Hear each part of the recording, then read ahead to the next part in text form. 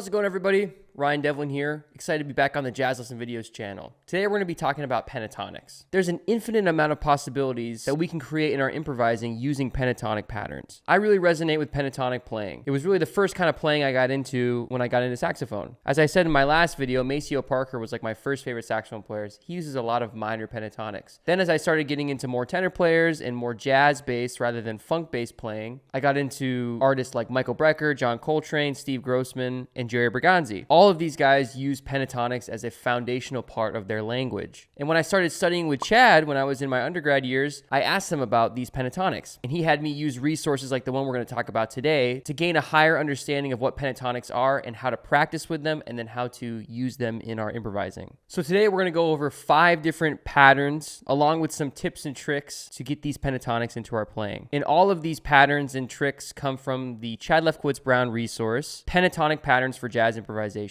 When I was studying with Chad, it was really cool to watch him write these PDF books right in front of me during my lessons. And now it's really cool to be able to teach them to thousands of people here on the internet and abroad. And if you'd like to download this material, you can download it on the Jazz Lesson Video website. There's a link in the description below, and you can use my code RD5 for $5 off your purchase. All right, let's jump into our first pattern here. So this pattern is based off of C minor. Their C minor pentatonic, which is spelled C, E flat, F, G, B flat, and C. You can also have the Roman numeral analysis. That would be 1, minor third, 4, 5, flat 7, 1. So let's take a listen to this first pattern.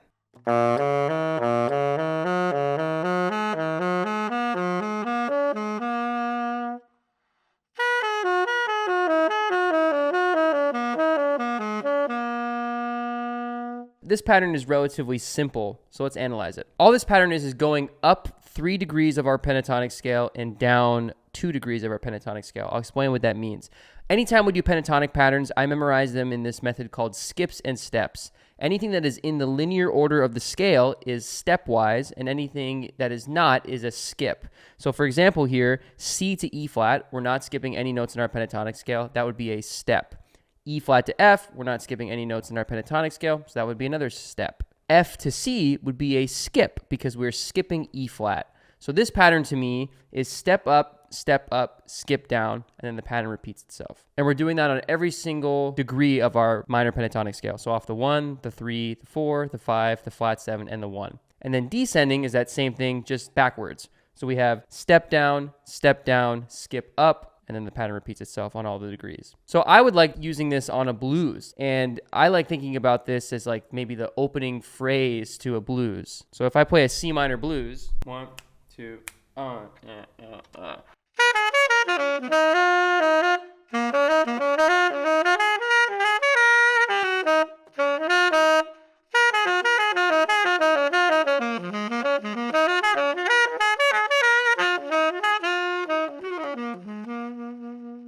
One of my favorite minor blueses to listen to, especially for pentatonic patterns, is John Coltrane's Pursuance from the Love Supreme album. That is movement number 3. The melody of the tune of the blues is a minor pentatonic, kind of inverted in different ways. And then his first 5 choruses are just using 1 minor pentatonic scale. So check that out for some inspiration alongside with practicing this pattern in different keys.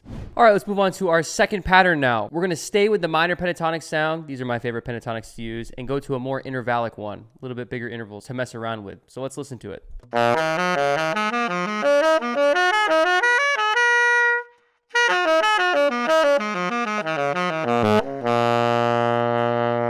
So if we use our same analyzation technique of those skips and steps, let's add it onto here. So same minor pentatonic scale, C, E flat, F, G, B flat, C, C minor. This time we are skipping on the first degree, right? From C to F, that's a skip. We're skipping E flat. So skip up, F to G, that's a step up, and then G to E flat is a skip again because we're skipping F, so skip down. So this one is skip up, skip down, and then the pattern repeats itself on all of our degrees of the pentatonic scale. That'll be the theme of all these patterns. Then descending, the same thing but reverse, right? So skip down, skip up. This one is one of my favorites to put into different keys and kind of use a technique that we call pentatonic shifting. So I'll play C minor pentatonic using this pattern and then go a tritone away and play F sharp minor pentatonic, kind of like this.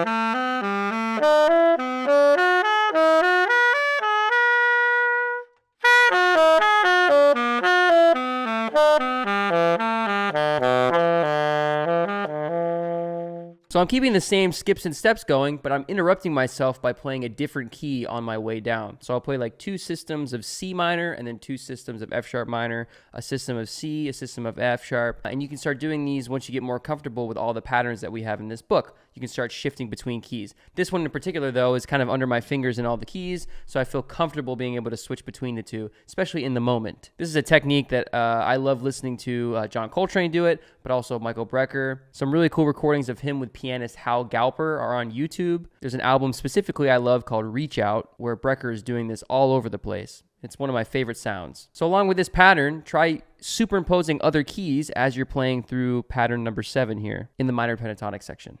Okay, so now let's move on to our third exercise. We're going to be switching pentatonics now to a dominant pentatonic. Now, a dominant pentatonic is like a major pentatonic, but with a dominant 7. Meaning it's spelled 1, 2, 3, 5, flat, 7, 1. So if we're continuing in our key of C here, we have C, E, G, B flat, C. So here's the scale just in its linear order first.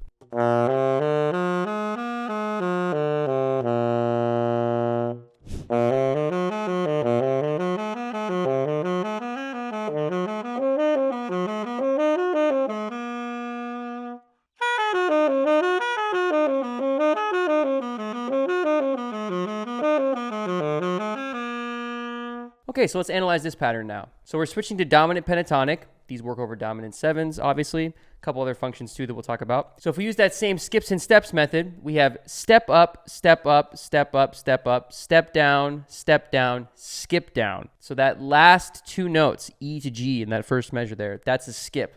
That trips me up almost every time I put this through different keys. I forget that there's one skip at the very end. And really, this is 2 4-note cells put together. You can separate them and practice them, just the first 4 notes, step up, and do that through the keys, through your pentatonic scale.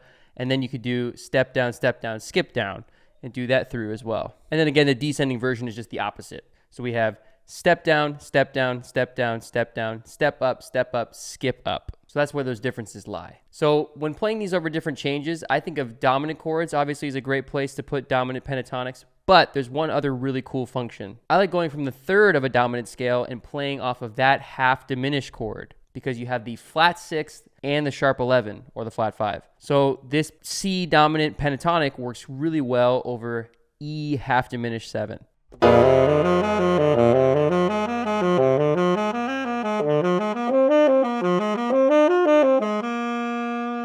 Sounds really cool. All right, let's go to major pentatonics now. So a major pentatonic is spelled 1, 2, 3, 5, 6, 1. So here's our first major pentatonic pattern we're going to check out.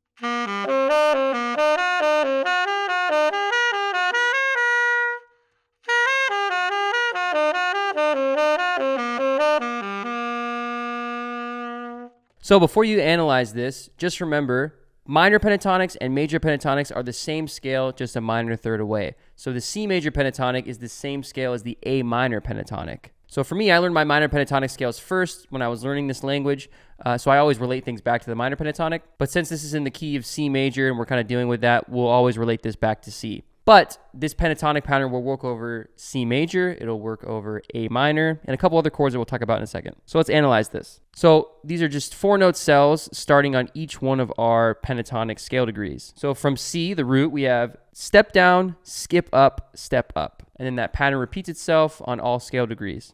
Then descending, we have step up, skip down, step down. Then the pattern repeats itself. So this works over C major 7, this works over A minor 7, this works over D minor 7, this works over G7, G7 sus. Lots of different chords. Really, you can find any chord off of any scale degree of the major pentatonic in some variation. So off of C, D, E, G, A, and C, there's going to be a chord that works with one of those roots. And you can experiment with this off the page. For me, I like using major pentatonics on 2-5-1s. So I have a 2-5-1 D minor, G7, C, play the C major pentatonic the whole time.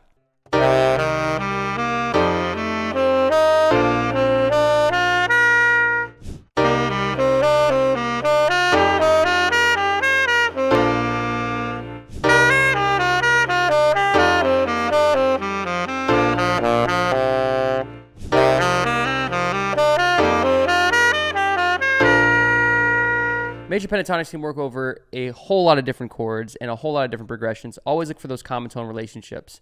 2-5-1 in C, play the C major pentatonic scale. Let's move on to our fifth example now. Okay, we're gonna go back to minor pentatonics and use this pattern using some triplets. So let's check this out.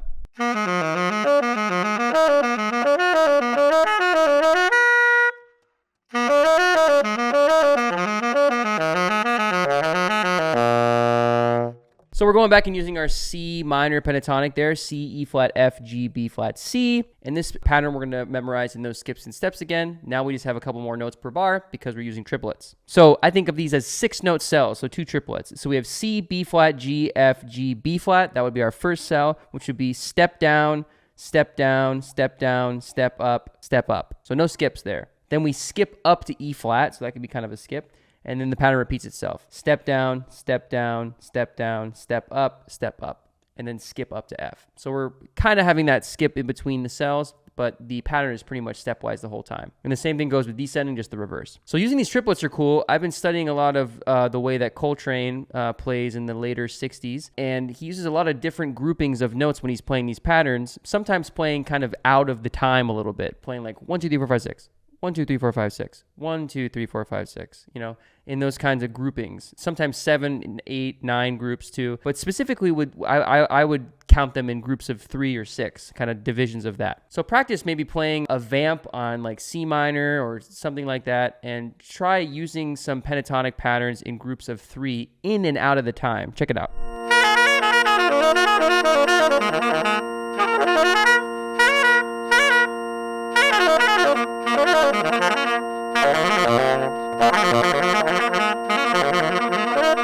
And you can also do this shifting through tonalities. So maybe play C minor pentatonic, C sharp minor pentatonic, and A flat minor pentatonic.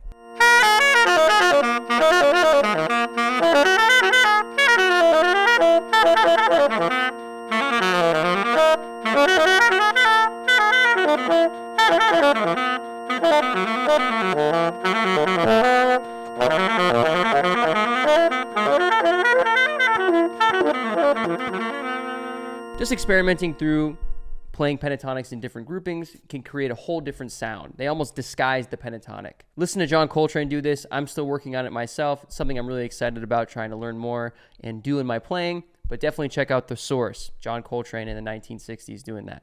All right, that concludes today's video. I hope you enjoyed going through these different pentatonic patterns. Remember, you can download this PDF book in the description link below, and you can use my code RD5 for $5 off. Please like, subscribe to the channel. Tell us some information in the comments as to what you want to see next and how we can improve. We're always watching and checking out what you guys have to say, and we appreciate the feedback always. All right, I hope you have a great rest of your day. Happy shedding on the pentatonics, and I'll see you in the next video.